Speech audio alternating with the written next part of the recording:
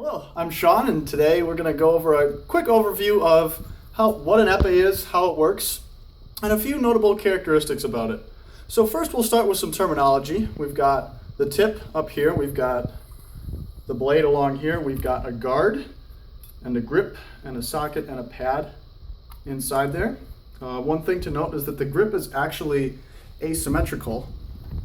So it's slightly smaller from the grip to the guard on the socket side than on the hand side. So when you hold it as a right-hander, it protects your knuckles with more of the guard. So you can flip this if you're left-handed to have the socket on the right of your hand.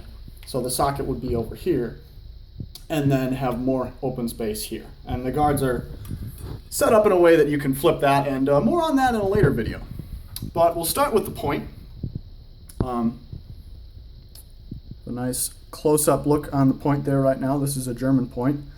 And to understand how this works, we'll look at one that's already apart. So here we have a barrel. Pretty simple. And this is the tip that goes inside it. You'll see that there's a hole here and a hole here. That's where the screws go into. And then there's a spring. And the spring will sit inside the barrel. And the tip goes inside as well. And you can screw it in right there through these two gaps. Just line it up with a hole, and then the tip will stay in here about like this. And when you have it put together on an actual epee, there's a contact that what's called a contact spring, will touch. And so when you push down the tip, the contact spring comes into contact with the contact. I'm saying that too much. And then it completes a circuit.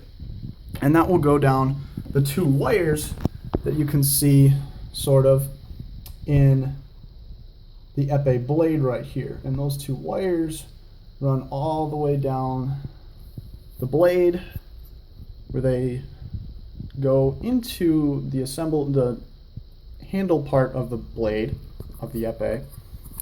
You can see on the other side, if I can get my finger under the pad here,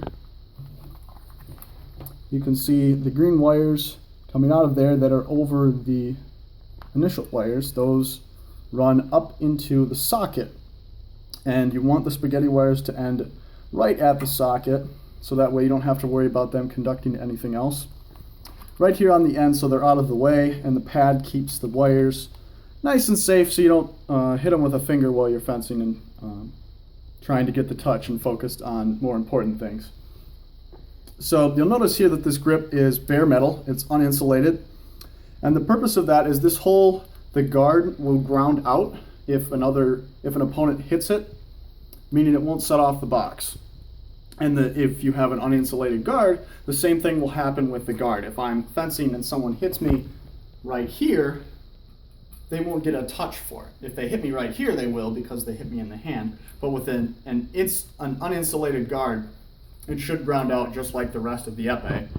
Unlike an insulated guard like you would use for foil, which would not ground out, and then someone can score a touch on your guard. It's not the biggest thing to be concerned about. I have a couple of epees that have insulated guards just because it was insulated grips, because it was what I could find, but ideally you want an uninsulated guard. Grip. Yeah, grip. Apparently I can't talk. And then we have a socket here where we've got the A line, the B line, and the C line that all go to the body cord. And so if we look over here at the test box, if we push down the tip, we get a green light because there's current going from the B line to the A line. The B line is the hot line in Armory with the blades. And you get a red light if it goes from the B line to the C line. You shouldn't ever see a red light in an epee, although you might occasionally, if you're screwing around with the tip. I don't think I'm going to be able to get it to go off here. Nope.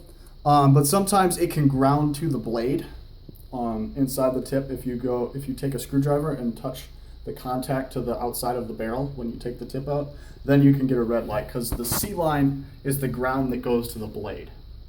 So if you go from the B line to the C line, then you get a red light. And then looking at testing an epee, obviously it works. We can see we get the green light here. And so we have shims. So you have two shims. you've got a thick shim that just needs to fit in between the tip and the barrel. And then you have a small shim, and when you push down the shim, the test kit should not go off. If you look at the test kit, it should not be going off. I can't see it. I hope it's not going off. You're good. All right, cool. And then it'll go off when I push this down normally. And the other thing you check is the weight, which I have in the test kit right here. So we have, this is your regular 500 gram foil weight. And then to test for epee, we've got another 250 grams. And we screw them together. The way you assemble the weights varies depending on the manufacturer. These are just general absolute weights. So you push them down and you let go, and it should push the weight back up without it going off. And if it does all those things and has both of the tip screws, the barrel doesn't twist, and it looks like it's put together well, then it should pass on the strip. So yeah, that's the basics of epee. And that's all I really needed to cover. We'll do more on putting together an epee or wiring an epee or body cords, other weapons in other videos. So go ahead and check those out. Thank you.